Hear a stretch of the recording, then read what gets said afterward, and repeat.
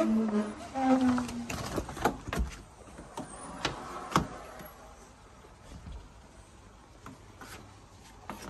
lang pag, ano no, pag summer. Daming, ano, nag-bloom na siya. Nag-bloom din yung pink ko sa loob.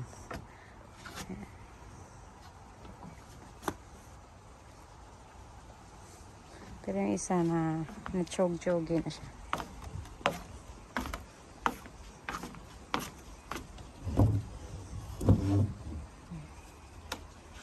So, yan lang. Ang kagandahan pag summer. Kasi, ma-appreciate mo talaga yung outside. Dito. Tumutubo na naman siya. Pakita ko lang, ngayon, ano, wala pa siyang flowers. So, it depends of the, ano kasi. Ito, ayan, ano pa lang, kakatubo pa lang. Ayan. So, yan. And then, papakita ko dun sa inyo pag summer na talaga. Kasi, summer na, spring pa lang pala. And then, yan, kakauspong pa lang ng mga leaves niya. Pag summer na to, mamulaklak yan.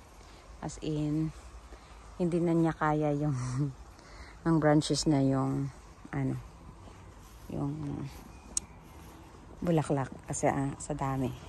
And then yung apples ko, na mulaklak na siya. So, patapos na yung flowers. Ayan. Patapos na.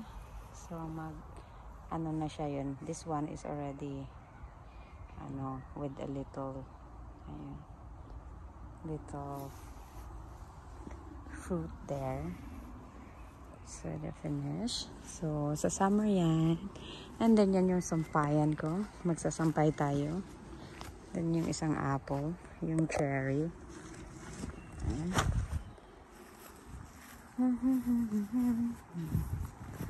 Yan, estragon. And then, yung ito, ginagawa tong cake eh. Ito. So, kukunin mo yung branch niya dyan, yung colorful. Yung red na yan. Tapos, gagawin mo, ito estragon. Tapos, gagawin mo siyang cake. So, very nice. So, bunutin natin tong ano, damo. Kasi, ayan, sa estragon, pag gagawa ka ng sauce. Ayan. Tapos, may potato yata, oh. Tumubo. Here. Potato. At hindi ako tanim ng potato this year. Yan, ano pa yan. Parang yung ano lang last year. Yan. Yung natira. Tapos tumubo. Ito is raspberry. So, kailangan na siyang linisin kasi nag-ano na siya. Tumubo na yung mga halaman na hindi naman needed. Ano ba halaman? Tumubo na yung mga damo na halaman. Yan.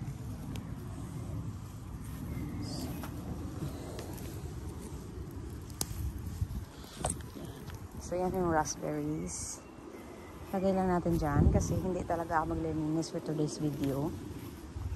Nakita ko lang yung aking so, ito yung ramsloy.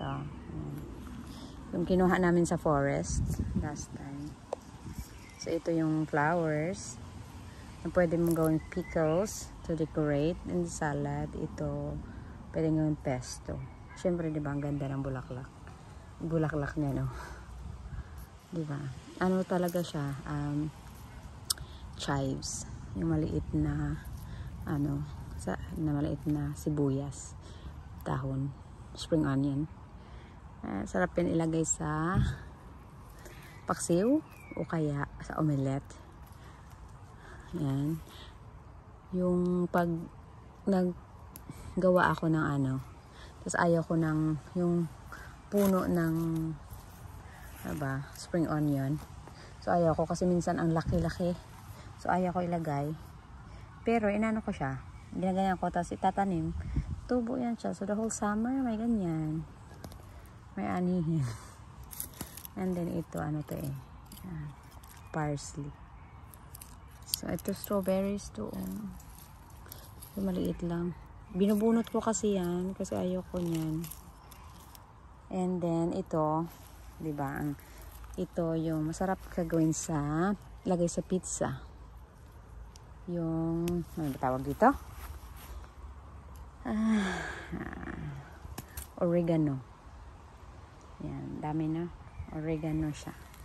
Tapos kinukuha ko yung mga hindi naman karapat-dapat. Dapat hindi karapat-dapat. Hindi dapat lanan dyan. So, tatanggalin natin. Yan. Pero ano to, maganda yung bulaklak nito. Pero tinatanggal ko siya kasi mas